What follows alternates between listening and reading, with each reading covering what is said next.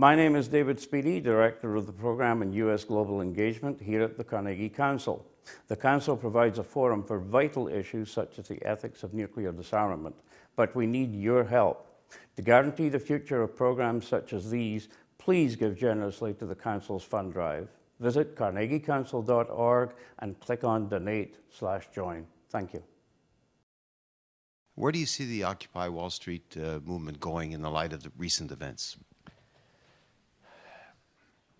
I wrote a piece in the New York Times last weekend called The New Progressive Movement. And of course, it's a mix of prediction and hope in that I do regard the progressive era as the right role model. The progressive era lasted from around 1892, which is the traditional date that historians give, to 1917. So it's about 25 years, actually. Two great presidents were quintessential progressive figures, Teddy Roosevelt and Woodrow Wilson. Then came World War I, then came the free-for-all of the 1920s once again with Harding, Coolidge, and Hoover, which was a kind of a second Gilded Age. It ended in a financial crash, of course, and then came what you could call a second progressive era with the New Deal and Franklin Roosevelt, who I regard as America's greatest president in history. We're in a third Gilded Age right now. We've been in it roughly for 30 years since Ronald Reagan came to office. He set a course that, in a famous statement, that government is not the solution to our problems, government is the problem. An anti-government president is a disaster. If you're really against government, don't be president. We need presidents who believe in government for problem solving, actually. And this was really a unique reversal and a very devastating one, actually. And it really has changed a direction for a long time. But I'm with the wisdom of Arthur Schlesinger Jr., the late great American historian, who said America moves in waves between the private purpose and the public purpose, and roughly at 30-year intervals. And I do see us at the end of the Reagan era.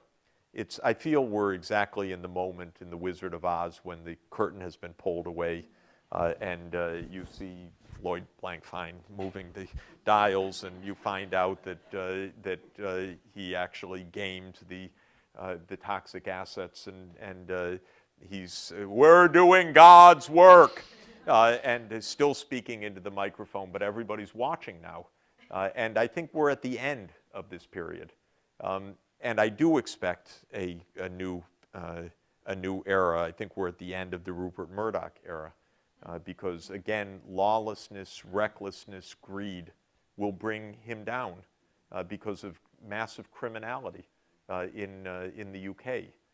So I do think it's a change of direction, but I'm very cognizant of the fact that the progressive era was 25 years, and people are saying, by the way, you know, Occupy Wall Street, so confused, what do they want, leaderless, you know. Do you realize that it started September 17? This is 2 months, and it's changed the discourse of this country. Absolutely amazing.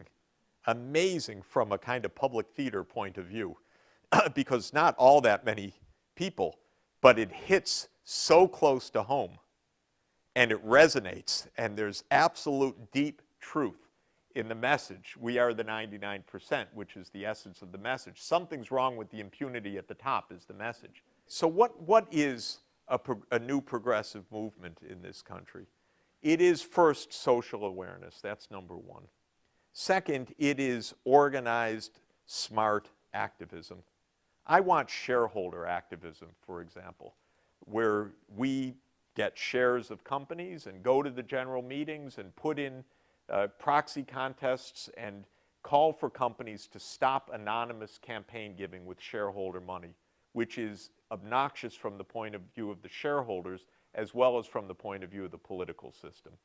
And I think that shareholder activism can play a real role here, but it hasn't even started yet. I would like policy platform.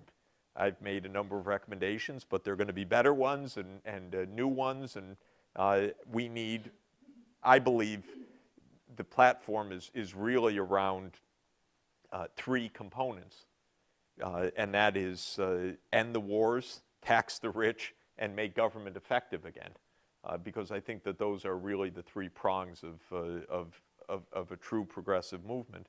And then there's the fight for political power, and that is at least my thought. Can you jujitsu this system so that you can compete without big money? If you can't, I don't have a good solution. That's really the question.